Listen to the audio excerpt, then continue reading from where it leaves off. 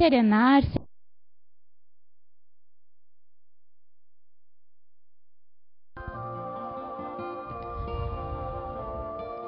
Querida espiritualidade boa e amiga, queridos mentores da casa, querido Pai Maior, te agradecemos enormemente por mais essa oportunidade de estarmos aqui, convivendo com esse maravilhoso aprendizado, com essas energias tão sutis e tão revigorantes.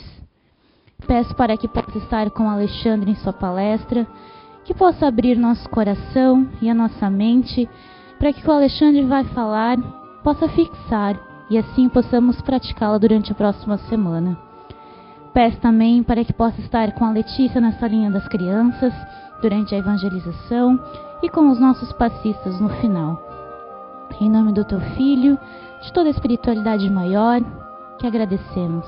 Que assim seja.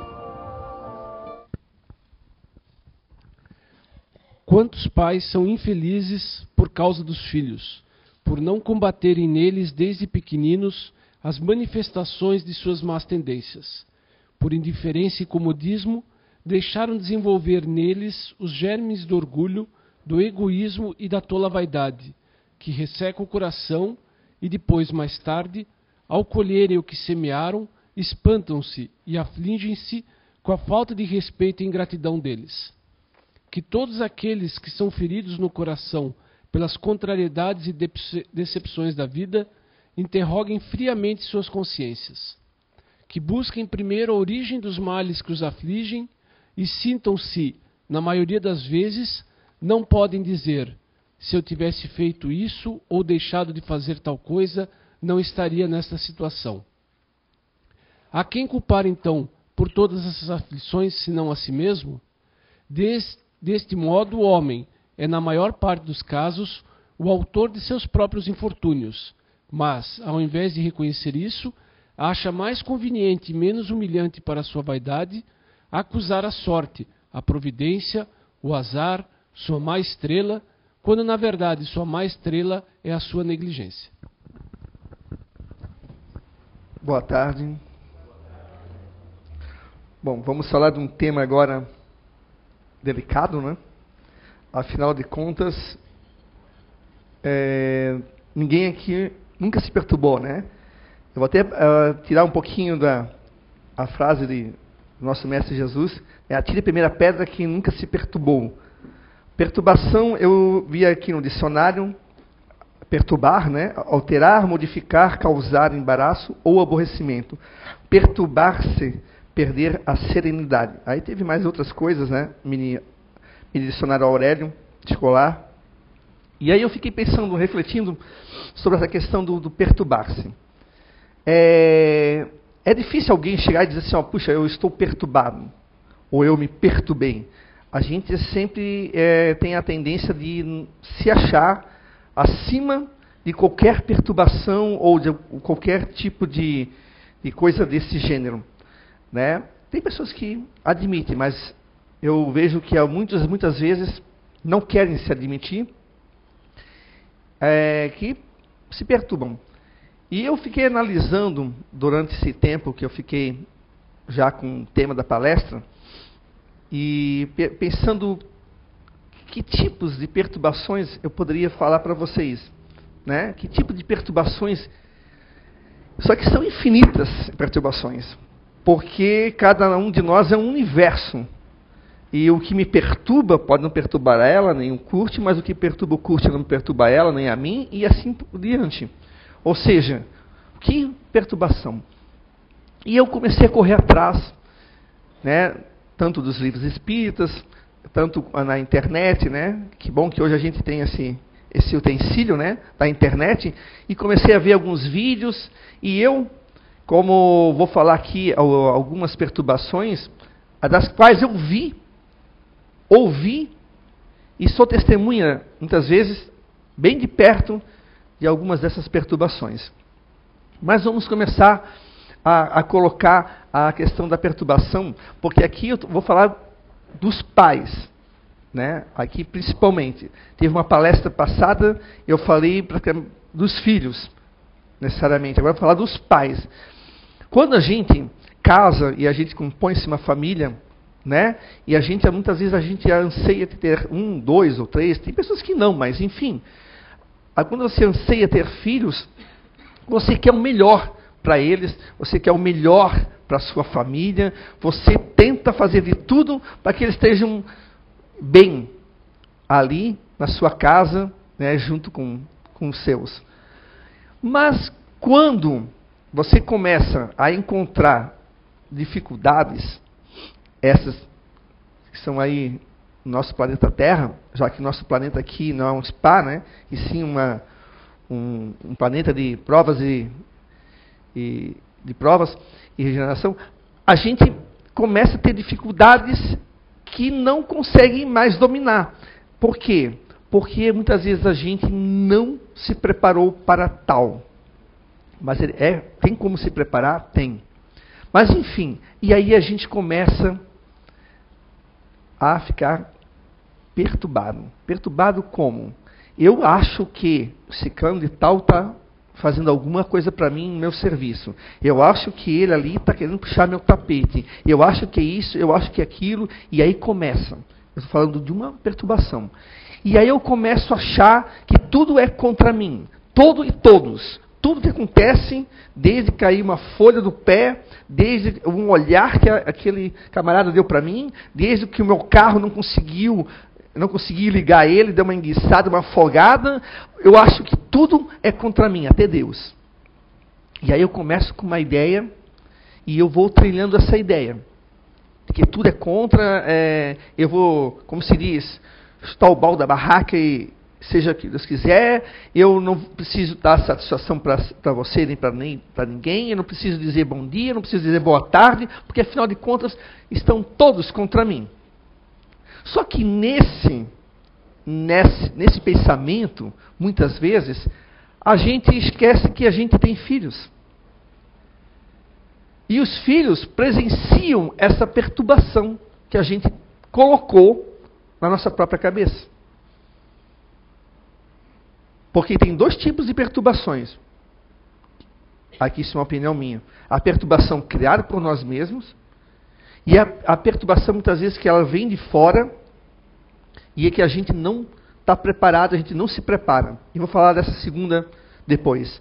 E aí a gente botou aquilo na cabeça, de que tudo é contra a gente, e a gente começa a tomar atitudes muitas vezes violentas. Atitudes de palavrões, atitudes e até de agressões, verbal, moral, e até muitas vezes fisicamente. E aí a gente esquece que a gente tem aqui aquele menino, aquela menina, ou aqueles filhos, aqui no nosso lado, e eles estão ali vendo tudo aquilo. Quando a gente era pequenininho, alguns ainda não cresceram muito, né, que nem eu, né? Mas a gente era 6, 7 anos, ou até menos, 5 anos, os nossos pais eram os nossos heróis. Os nossos pais eram o exemplo. E a gente vê aquilo, né? Eu achava que meu pai e minha mãe eram perfeitos. Claro, na idade é até compreensível, porque eles me dão abrigo, eles que me acolhem, e de repente eu estou vendo tudo aquilo. Aquela manifestação perturbada do meu pai e da minha mãe. Eu vou achar o quê? Opa, se ele está fazendo isso, se ele está trilhando esse caminho, então eu acho que é por aí que eu devo trilhar também. Aí se diz a questão do exemplo. E eu vou junto. Só que muitas vezes a perturbação, ela é de questão de horas. Às vezes é questão de dias, às vezes é questão de meses, às vezes é questão de anos, ou anos. E você fica, às vezes, 2, 3 anos naquilo. Até que, ou você, por algum motivo, seja por alguma indicação de alguém, você vai fazer um tratamento numa igreja, ou em algum centro espírita, ou você mesmo, através da influência do seu anjo guardião, dos seus parentes que já desencarnaram, você começa a mudar. Você começa a deixar esse estado de perturbação. Só que o seu filho, já colheu muitos dos exemplos, péssimos aliás, que você fez, e aí ele vai ficar com aquela impressão de que aquela atitude que meu pai teve ou a minha mãe teve é a ideal, é a melhor. Não que o pai tenha falado isso para ele, ou a mãe, mas o fato que ele está ali, ninguém diz assim, olha, o pai está com a cabeça quente, está perturbado, ele está estressado, enfim. Mas ninguém fala isso, às vezes esquecem. Acha que passou, mas passou-se 2, 3 anos. Aí a criança fica com aquilo. Aí depois a criança começa a ter as atitudes nada boas. E ela começa a crescer doente. Doente, eu não estou falando no sentido físico. Estou falando no sentido de moral e espiritual.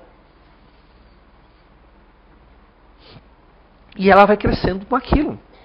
Às vezes o pai nem se percebe, porque ele está saindo às vezes, de uma turbulência, digamos assim, da sua vida, e entrando numa melhor, que ele não percebe que o menino ou a menina colheu isso como exemplo. Ela pode não falar nada, ela não vai dizer, papai, eu vou fazer isso porque você fazia também. Não. Ela reproduz isso, muitas vezes. E às vezes o pai e a mãe não vê. Por quê? Porque reproduz. Vai reproduzir na escola, vai reproduzir entre os seus amiguinhos da rua, vai reproduzir entre os seus parentes. E muitas vezes o pai e a mãe não percebem porque não veem. Porque às vezes aquilo que ele colheu como exemplo não se manifestou ainda na frente do pai e da mãe. Aí parece que está tudo ok. Puxa, eu estava um tempo atrás perturbado. Consegui sair da perturbação, graças a Deus. Estou fazendo tratamento, mas esquece deles. Aí, lá na frente, a gente vai colher muitas vezes o fruto disso. Que às vezes aí a criança é problema, aí o garoto é isso, a garota é aquilo, é mal educado, né? Aí enfim, tem uma infinidade de coisas que a gente pode colocar. Aí a gente não sabe o porquê. Meu Deus, eles não eram assim. Por quê?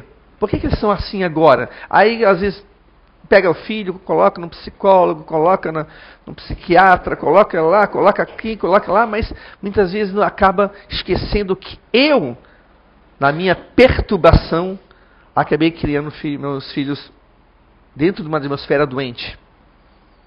E aí eles viram tudo que não era para ter visto. A gente acha que hoje, as nossas crianças, por saberem já pegar um celular e manusear e etc. tal, a gente acha que eles têm que estar sabendo de tudo o que a gente passa dentro da família.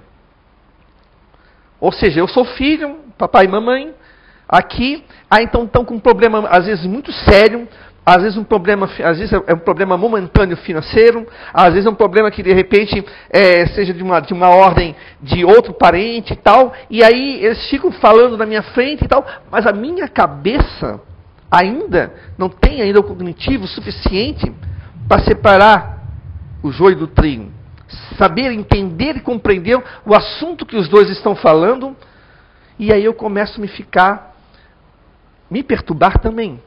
E eu começo, de repente, a questão, vamos supor, da financeira. E eu começo a achar que nós somos assim porque ou é culpa dos meus pais, ou é culpa minha, ou a vida é assim ruim. E eu começo a ferir a minha autoestima. Eu começo a lutar contra mim mesmo. Porque às vezes os dois entendem que é uma situação momentânea.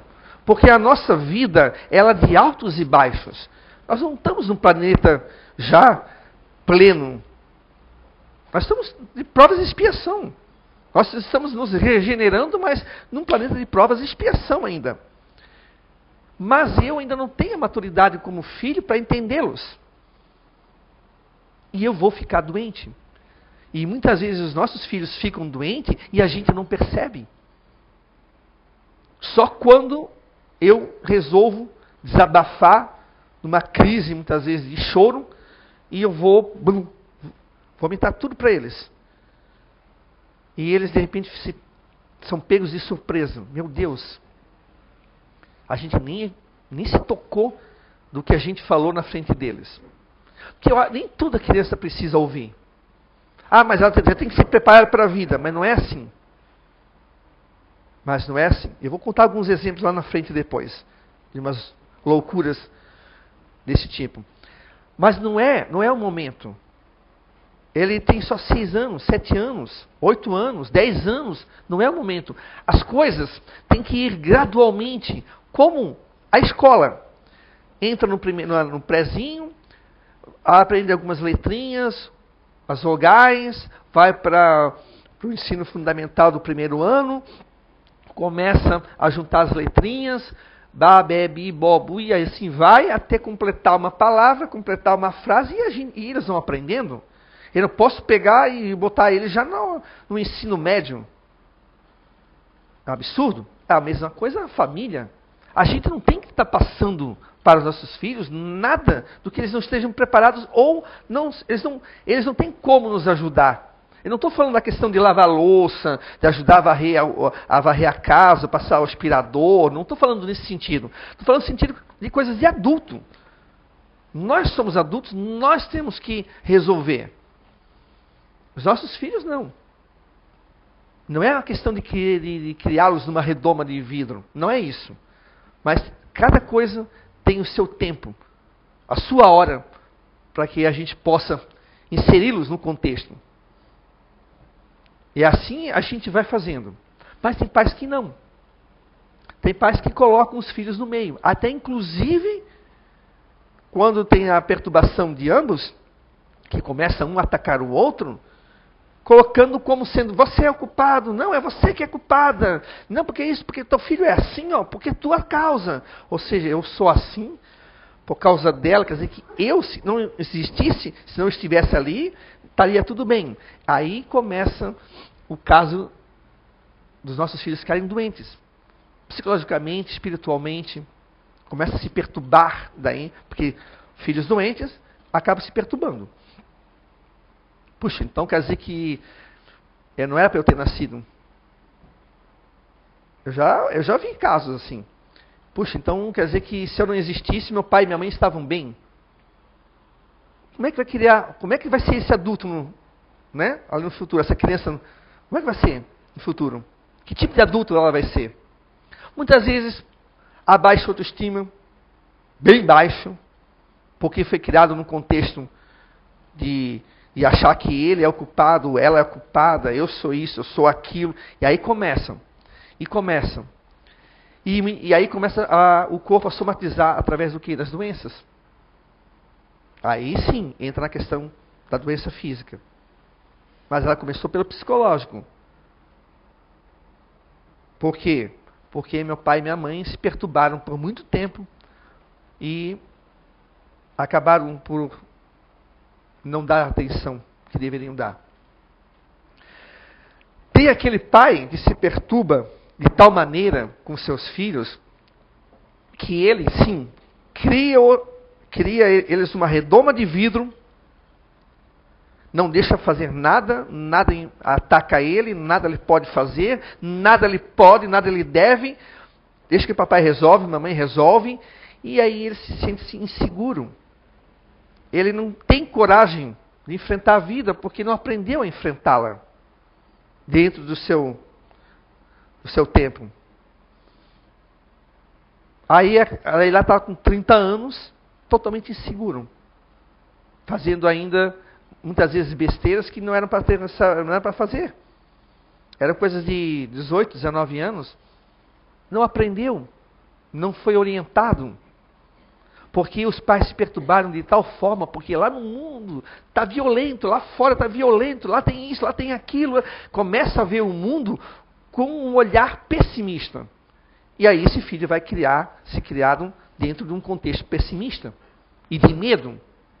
E de covardia, muitas vezes. Se cria uma pessoa doente. Existem perturbações que elas são o 80 e tem aquelas perturbações que são o 8. Aquelas leves, assim, que são passageiras. Mas essas perturbações que estão lá em cima, a gente vê isso muitas vezes bater na escola. Como eu sou professor de escola, e às vezes a gente percebe, muitas vezes, perturbações que vocês não fazem a menor ideia, que aqui em Blumenau acontecem. Eu já dei aula em Florianópolis, morei em Florianópolis e tudo, mas tem casos, muitas vezes, que a gente fica assim, puxa, não acredito, cara. Eu não acredito. Isso aconteça. Mas acontece. E eu vou citar alguns exemplos de como, muitas vezes, os pais, dentro da sua própria perturbação, acham que os perturbados são os outros. E os filhos, muitas vezes doentes, seja pela questão de comportamental, seja pela questão psicológica ali, acaba sendo protegido. Por quê? Porque o perturbado é o teu filho, não o meu. O meu não é perturbado. O teu filho é. O professor é. O diretor é. A merendeira é. Meu filho não é perturbado. Eu vou pegar esse meu filho aqui e eu vou mudar de escola. 6 meses depois volta. Volta por quê? Porque a escola é a escola. A escola não. A perturbação não está na escola. Está com ele e ele não se percebe. E eu digo isso porque eu já ouvi na minha frente, assim, ó, falando com pais, assim, ó. E aí a gente diz, não, calma lá, não é bem assim. Aí quando começa a conduzir, muitas vezes, e aí a gente percebe, bom, a gente sente, né? É como se diz, macaco velho acaba, né? Sabe onde dói, né? Então a gente, como macaco velho, a gente já sabe como conduzir a conversa, porque não tem o que conduzir a conversa, muitas vezes. Às vezes eu já peguei, assim, momentos de pais muito perturbados. A ponto de qualquer coisa que eu falar pode dar uma estrangulada em mim ali. Por quê? Porque os outros que são perturbados. O meu filho bate, o meu filho xinga, o meu filho rouba, o meu filho agride as meninas, entra no banheiro das meninas, faz o que for. Mas é porque os outros influenciam ele. Não. Aí quando você vai conversar, você percebe muitas vezes o porquê que o menino é assim. Aí eu já presenciei momentos que o pai e a mãe discutindo na nossa frente a relação deles. Eu não sou psicólogo para discutindo relação. A minha questão aqui é seu filho e o aprendizado dele, que está indo de mal a pior. Ele está doente, ele está num jogo, ele está assim naquela bolinha de ping-pong, ele está assim, ó, ele não sabe para que lado ele vai, porque eu não tenho nem meu pai nem a minha mãe, porque os dois têm uma relação tumultuada e perturbada, e eu estou aqui no meio. Eu vou aprender aonde? As coisas na rua. E muitas vezes as coisas na rua não são boas. Dependendo onde eu ando, por onde eu caminho, pode ser péssimo. No Livro dos Espíritos, no Evangelho segundo o Espiritismo, ali o Kurt leu ali também, tem essa partezinha ali, que muitas vezes a gente negligencia e se torna a causa dessa doença, dessa perturbação dos nossos filhos. Como que eu posso fazer para mudar isso? Como é que eu posso me perceber se eu estou ou não estou perturbado? Eu já estive, todo mundo aqui já esteve um dia perturbado. Seja, como eu falei, seja às vezes por algumas horas, às vezes seja por alguns dias ou semanas, a gente se perturba às vezes com umas coisas que não tem nada a ver. Como que a gente pode fazer isso? Buscando boas leituras, buscando conversar com quem já teve experiência, conversar com quem já passou por isso. Quando eu digo na questão de filhos, não esperem um tratado ali, do 1 até o 100, de como fazer o seu filho melhorar em 100 dias. Não vai existir isso. Não vai. Porque cada família, ela é diferente uma da outra. Igual quanto família, mas diferente uma da outra. Pela questão cultural, a questão de visão de mundo, a questão religiosa, a questão, né, de várias coisas. É uma diferente da outra. A gente pode sim trocar informações. Como é que você fez? Como é que a minha também era assim? A sua também fazia isso? Como é que a gente pode fazer? Primeiro, quando posso, eu aconselho. Primeiro, se você é espiritualista, experimenta começar a fazer o evangelho no lar. É um desafio. Experimenta fazer. Comece a fazer. Não tem muito tempo? Faça pelo menos uma vez por semana, se for o caso. Mas faça. Comece a fazer. Comece a convidar os teus filhos para participar. Devagar. Vai começando. Vai fazendo uma leitura. E a partir, segundo, começa a mudar a forma que você instaurou na sua família. Modifica algumas coisas, não só os móveis de casa, mas modifica a forma como eu chego em casa, a forma como eu saio de casa, a forma como eu me coloco dentro de casa nos finais de semana. Começa a colocar isso diferente, para ver se não dá um resultado. Vai dar um resultado. Vai, principalmente com o evangelho no lar. Vai dar resultado. Só que não é assim, fazer hoje, amanhã já que acha que tudo vai ficar maravilha. Né? O filho que vive agredindo e fazendo horrores, não quer que ele chegue no outro dia, bom dia papai, bom dia mamãe, tudo bem, vocês querem fazer café? Eu faço um café para vocês. Não é assim, isso não existe. É uma construção, a gente vai construindo. Eu sou prova que eu já vi diversos alunos modificarem de um ano para o outro. A partir da conversa com os pais, da melhoria dos pais, a conversa com os pais e a escola. Porque não é a escola. A escola a gente ensina. Se educa em casa, família. Tá? Mas assim, teve uma parceria. A gente conseguiu atuar em cima da criança e ele melhorou. Melhorou, não estou dizendo no sentido de bom dia, boa noite, com licença. Não, melhorou até no sentido de aprendizagem. Porque para isso ele está ali. Para aprender e nós para ensinar. E ele conseguiu melhorar. Eu vi vários. Eu conheço assim alguns meninos e meninas que passaram 3, 4 anos tocando horror na sala de aula. Mas agora estão tranquilos. Por quê? Porque foi uma questão da gente construir isso. Chamando o pai, conversando com o pai, com a mãe agindo, o pai agindo. E aí a coisa vai mudando. Mas não mudou da noite para o dia. Não existe, não vamos querer que a gente faça isso com os nossos filhos, porque nós não vamos conseguir. Tem gente que fala assim, eu não sei mais o que eu faço com os dois. Não sei mais o que eu faço. Tem que saber. São teus filhos? A gente tem que saber, a gente tem que procurar. A gente tem que procurar ir atrás. Como é que eu posso melhorar? Mas não nos esquecemos de olhar para nós. Porque é isso que acontece aqui. Eu não sou perturbado. Você é perturbado. Eu não sou perturbado. Eu sou um amor de criatura. Corte, vem cá, corte! Senta aqui de uma vez, antes que eu te quebre a cara. E assim vai. Ora, gente, aí não adianta conversar, trocar figurinha, porque se eu não mudo, eu não vou adianta. Meu filho vai continuar doente, a minha filha vai continuar doente, e eu vou continuar perturbado.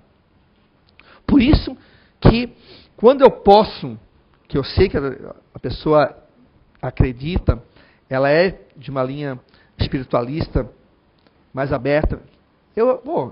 Conhece o Evangelho segundo o Espiritismo? Conhece? Ou pode ser até a Bíblia também, não tem problema. O Espírito fazia uma leitura, aí vai aconselhando, vai, né? Você conhece, você já viu, assistiu alguma palestra? Não sei. Assiste pela internet. Depois, se você gostar, você vai lá e conhece. E aí a gente conversa, e aí a gente consegue, às vezes, trazer para cá. Chegando aqui, muitas vezes, precisa de um tratamento. Faz uma conversa fraterna, entra no tratamento, e as coisas mudam. Aqui, na casa deve ter vários exemplos desse. Eu tenho vários em sala de aula. E eu estava nessa pesquisa que eu falei para vocês, da perturbação, eu acho lá, professora com uma baita de uma mancha vermelha aqui nas costas, que um aluno esfaqueou ela, deu uma facada nas costas dela. Aí ela perguntou para o menino, por que ela levou uma facada nas costas? Por que ele agrediu ela? Ela não tinha feito nada, aquele ano estava tranquilo com ele. Ah, mas é porque ano passado, ele contou que ele estava brincando com a caneta, só com o tubinho da caneta e botando o papelzinho e soprando. E ele estava incomodando. E ela pediu para ele parar, ele continuou incomodando, os alunos reclamaram dele, ela foi lá, pegou aquele tubinho, quebrou e jogou no lixo e disse, para porque tu tem que prestar atenção.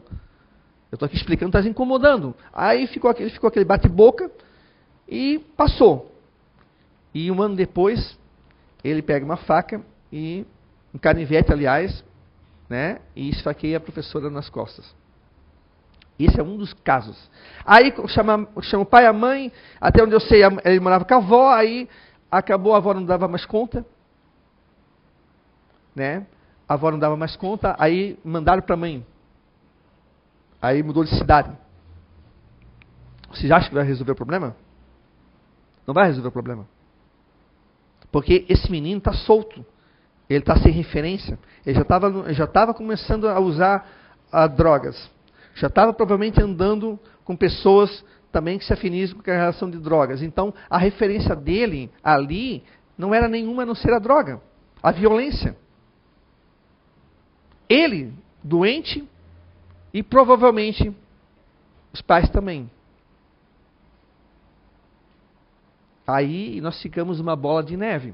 Por quê? Porque a gente acha que basta mudar a lei aqui, mudar a lei ali, e trata-se o problema, como por exemplo a redução da maioridade penal, se reduz, bota a poeira por baixo do tapete e resolve. Eles vão continuar doentes, porque a família é a instituição mais importante que a gente tem aqui. A família é que pode dar o suporte para que esse filho não se desvie e vá para um caminho ruim. Tem aqueles casos que acontecem. Sim, mas aí é uma questão de livre-arbítrio. Mas muitos vão para um caminho que é um caminho de dor, um caminho de perda, um caminho de sofrimento, um caminho de tristeza, muitas vezes pela perturbação do pai e da mãe, aonde vai ser cobrado pela negligência, segundo o Evangelho, vai ser cobrado de nós. No Livro dos Espíritos, que Allan Kardec escreveu ali, de perguntas e respostas que os Espíritos deram, também diz, a responsabilidade é nossa. Pela condução, pelo ensino de boas maneiras dos teus filhos, a responsabilidade é de vocês, pais. Não posso deixar para eles, o professor. Não posso deixar para a avó. Não posso deixar para o tio. Eu sou pai. Eu sou responsável. Eu tenho que me coçar, como se diz, né? Eu tenho que arregaçar a manga e começar a trabalhar em prol disso. Como é que a gente quer um planeta de regeneração, um planeta belo, maravilhoso, se nós não fizermos a nossa parte? A nossa juventude cada vez mais doente. Não estou querendo ser pessimista, porque tem uma juventude muito boa também, que está muitas vezes dentro da casa espírita, dentro de uma igreja, dentro às vezes de alguma instituição que faz a caridade, que ajuda os idosos, que vai fazer trabalho com os órfãos, os trabalhos com os animais. Nós temos uma boa parcela da juventude fazendo bons trabalhos. Mas tem uma parcela que está se desviando e está indo, como se diz, ladeira abaixo. E não tem como parar. Por quê? Porque a gente acha que basta trancafiá-los numa cadeia, basta a gente pegar e matar, basta a gente ter pena de morte, basta a gente... Gente, nós somos irmãos, nós somos espíritos aqui no mesmo barco. A gente não pode olhar para aquele, para aquela, tá? E dizer assim, não, tem que fazer isso e já resolve. Não, Alexandre, é porque tu nunca tivesse um parente morto por um adolescente. Se eu tivesse, com certeza na hora me daria um acesso de raiva, mas depois eu, como espírita, tenho mais do que a obrigação de parar, refletir e dizer assim, ó, calma lá, espera aí, eu estou professando o que aqui? Eu sou um espírita ou um pseudo? Eu tenho que ver que esse irmão errou, assim como eu podia ter errado. Se fosse meu filho que tivesse matado um outro, como é que eu agiria? Hã? Aí, para o meu filho, se perdoa, aí eu vou pedir clemência ao juiz, mas para o filho dos outros, eu boto na cadeia, eu boto para a pena de morte? Os nossos filhos estão muitas vezes doentes, e eles precisam, às vezes, de uma conversa. Mas não é toda a família que pode proporcionar isso. E não é por isso que nós vamos ficar julgando. A gente pode aconselhar. A gente pode dizer, olha, se você fizer de uma outra maneira, talvez dê certo. Mas a gente não pode dizer, pô, os dois aqui, ó, são dois relaxados, cara. Eles devem fazer isso, fazer aquilo. Aí eu não sei da vida dos dois. Eu não sei. Como é que eu posso ficar julgando? Eu sou espírita, eu conheço, sei que nós continuamos após a morte do corpo. Eu sei que a vida é infinita, a vida não termina.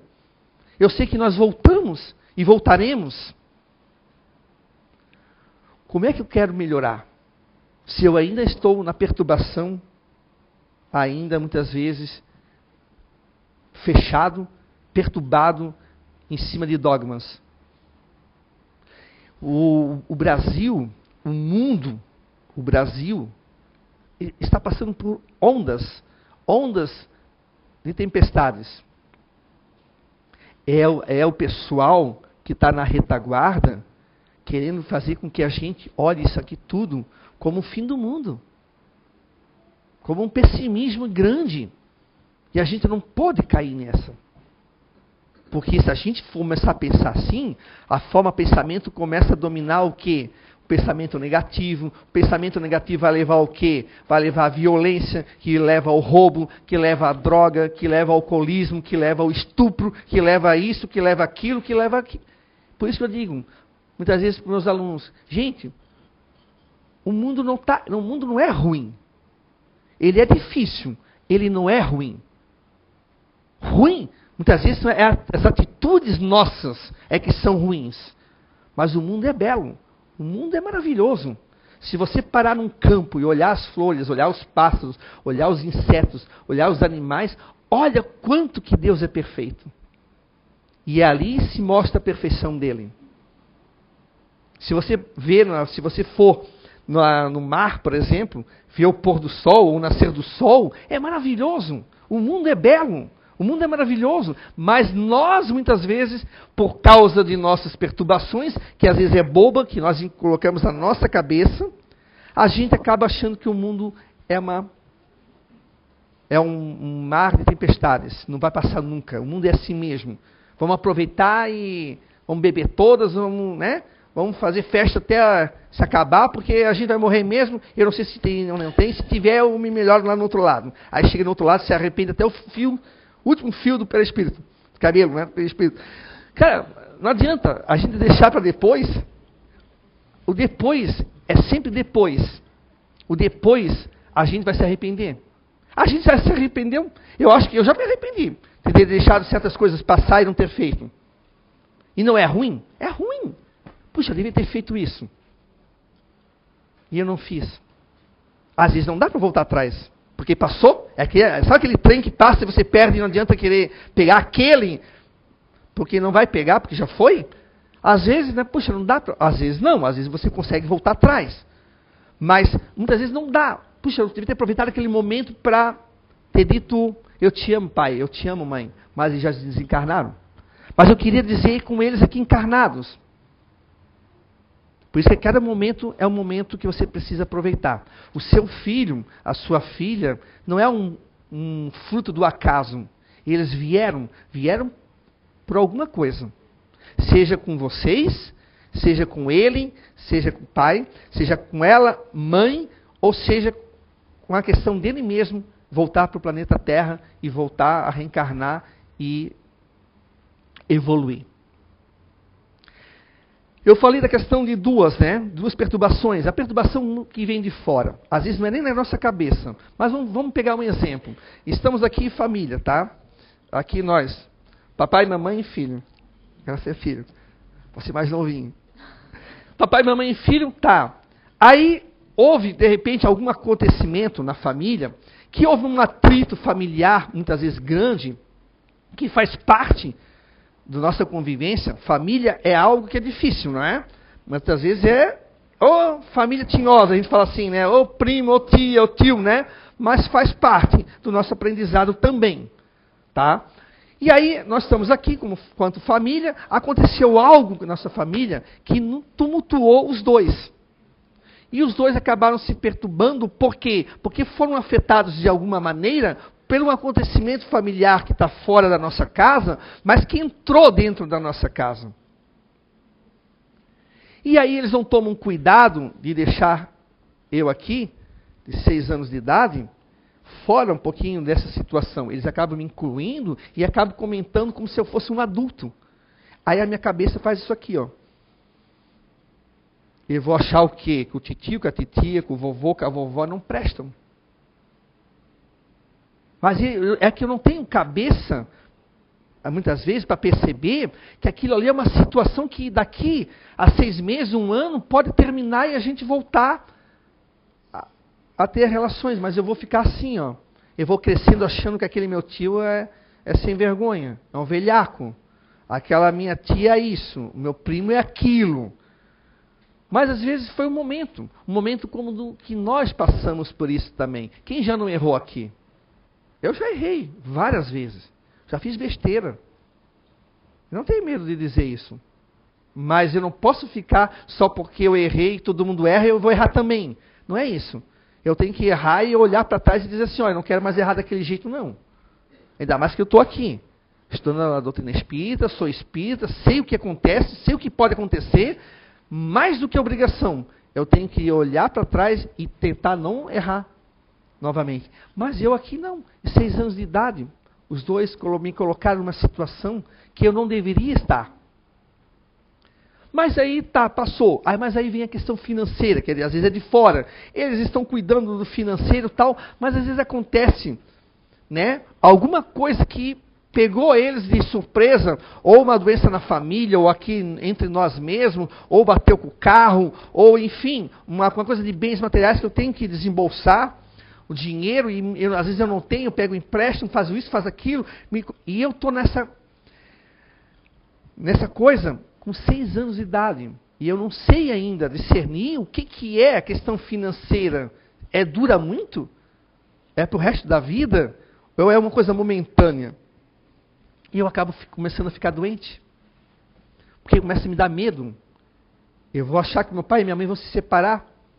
Às vezes eles não estão nem brigando, mas às vezes estão exaltados pela perturbação que naquele momento se instaurou ali.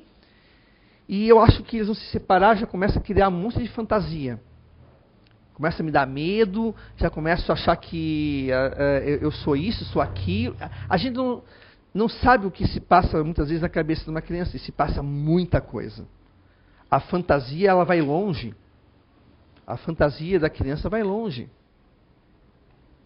E eu vejo isso porque eu já conversei com alunos na escola que me contavam assim, algumas coisas que eles, não, mas eu já vi que era mais a questão do medo do pai e da mãe se separar, e pior, se achar eles o culpado da separação.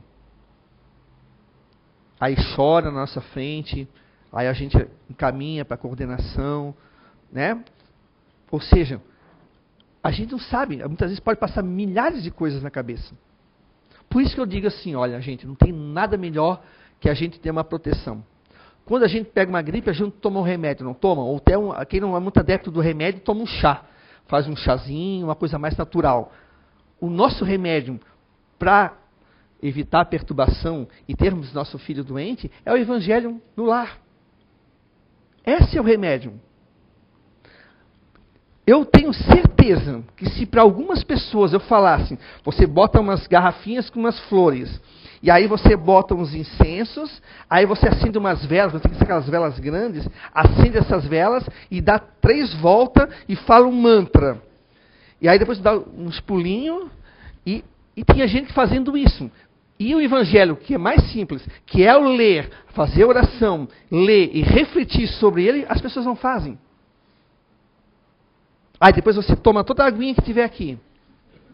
As pessoas gostam do mais complicado e difícil, mais místico, do que pegar o evangelho, fazer a oração de abertura, abrir, ler, conversar sobre, depois, com toda a família reunida, depois fechar, fazer a oração final e pedir que todos os espíritos amigos ajudem que a gente possa manter uma tranquilidade, uma serenidade na nossa família.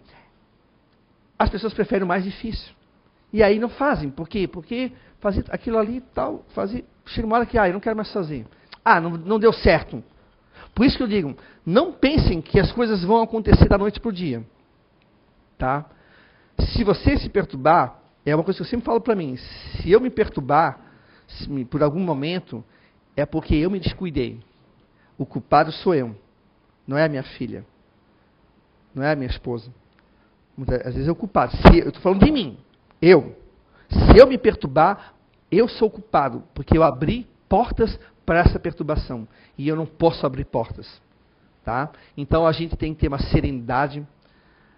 Escola, ela é nossa companheira. Escola é um lugar ideal para os nossos filhos estarem, mas ela não vai fazer o nosso papel. Não repassem para os professores e nem para a escola esse tipo de coisa. Não. Eu já digo mesmo, eu me nego a fazer esse papel. Eu estou para ajudar a família, mas eu não posso assumir isso, porque eu não sou a família dele. Eu sou o professor, eu não sou tio. Eu sou professor. E eu não posso tomar isso para mim, porque com certeza eu vou falhar. Por que eu vou falhar? Porque eu não acompanho ele no dia a dia. Eu não estou com ele, eu não convivo com ele. Eu apenas convivo 1 ou 2 aulas por semana. Então, vamos fazer o Evangelho no lar, vamos ter a serenidade, fazer uma boa leitura, mudando a conversa, mudando o nosso perfil, o tipo de música que a gente escuta. Né? Vamos serenar nossa mente, vamos conversar com nossos filhos, porque a conversa hoje é o que mais falta para nós, porque hoje está assim, ó. Hoje a conversa deles estão assim, ó. Essa é a conversa. Ei, larga um pouquinho. Eu digo para meus alunos, dá para largar os filhos um pouco? Eu estou aqui, ó. Vamos largar. Aí eles largam. Aí eu falei que ia trazer uma caixa, onde eles iam botar chicletes e bala e usar celular junto. Depois vocês pegam os chicletes de volta, e a bala também, e o celular também. Não tem problema. Professor, mas eu não vou colocar meu celular aqui dentro dessa caixa cheia de chicletes e bala. Por que não? Deixa ali, né? A gente brinca. Mas eles estão ali, ó, conectados. É bom. Até um certo ponto, é legal você estar conectado com a tecnologia. Mas, cuidado. O que é demais faz mal. Aí se perturba e fica doente. E a gente muitas vezes está nessa, tá? Nós às vezes estamos nessa. Estamos indo num caminho que às vezes a gente esquece de parar. Vamos assistir um filme? Tem um filme legal. Vamos assistir? Beleza, vamos assistir. Vamos assistir o filme, vamos comentar sobre o filme. Vamos fazer uma conversa aqui, vamos conversar. Às vezes, por isso que eu digo que o Evangelho no lar é um momento especial, porque é onde a família está desconectada da tecnologia, da televisão, de tudo, e estão ali conversando. Conversando a respeito do que foi dito, do que foi lido no Evangelho. Por isso que eu digo, tem um problema de perturbação, vem aqui, marca uma conversa fraterna, assiste uma palestra, conversa, e aí as coisas se encaminharão. Mas não esqueçam, Evangelho no lar é o melhor remédio que a gente pode dar para nossos filhos e para nós mesmos. Muito obrigado, uma boa noite.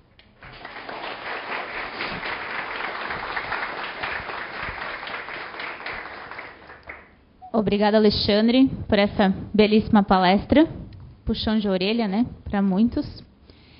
E que agora a gente possa serenizar novamente, para a gente poder finalizar a primeira etapa e ir para a segunda, que é a cabine do passe. Vamos fechar nossos olhos, serenar nosso coração e pedir aqui, Papai do Céu,